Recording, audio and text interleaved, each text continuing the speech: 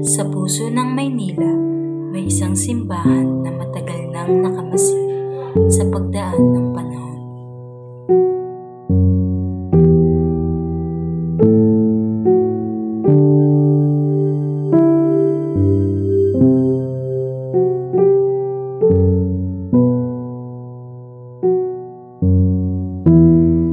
Ilang lindol na ang yumanig, ilang digmaan na ang dumaan.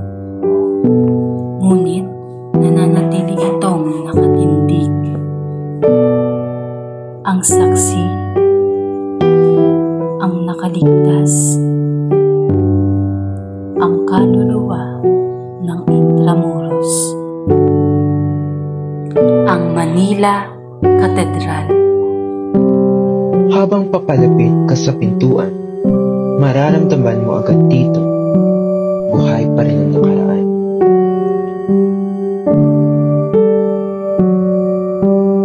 Ang bawat yapak sa kalye ay parang paglalakbay, pabalik sa mga siklong lumipas.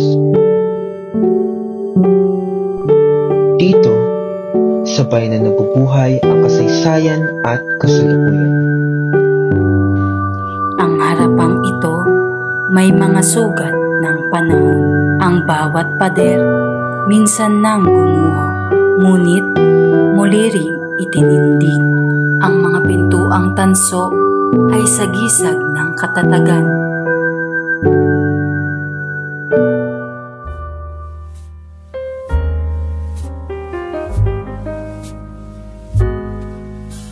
Ang rose window, liwanag matapos ang kadiliman.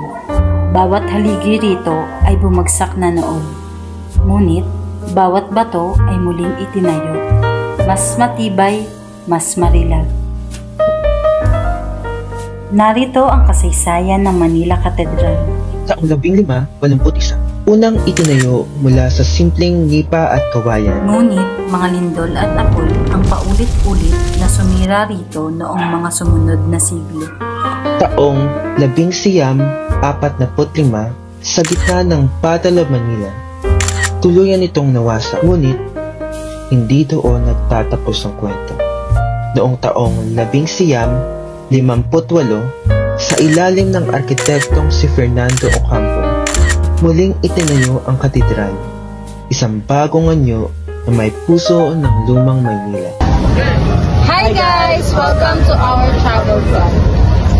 Today we are going inside the Manila Cathedral. Ipapakita namin sa inyo kung ano ang history ng Manila Cathedral. Kaya tara na!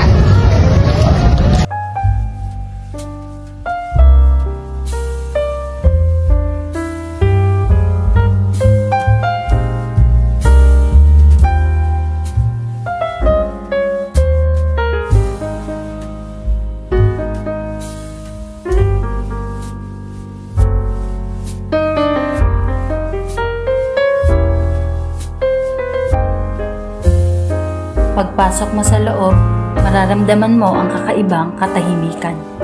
Ang mga ilaw na dumaraan sa makukulay na salamin, ang malamlam na himig ng organ, lahat ay kwento ng pananalig na di kayang puksain ng apoy.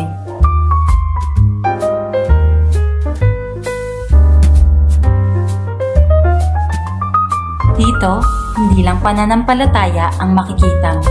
Nararamdaman mo ang pagbangon. Ngayon, patuloy pa rin ang buhay sa loob ng mga pader na ito. Dito ginaganap ang mga misa, kasal at panata ng mga Pilipino. Narito naman ang museo ng Manila Cathedral.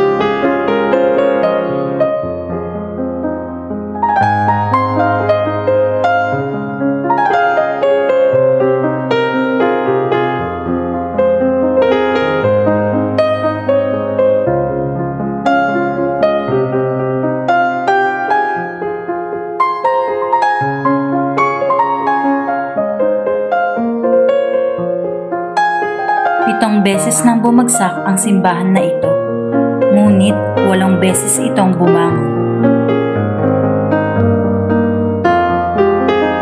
Dito, sa ilalim ng gintong araw, maririnig mo pa rin ang tinig ng pag-asa.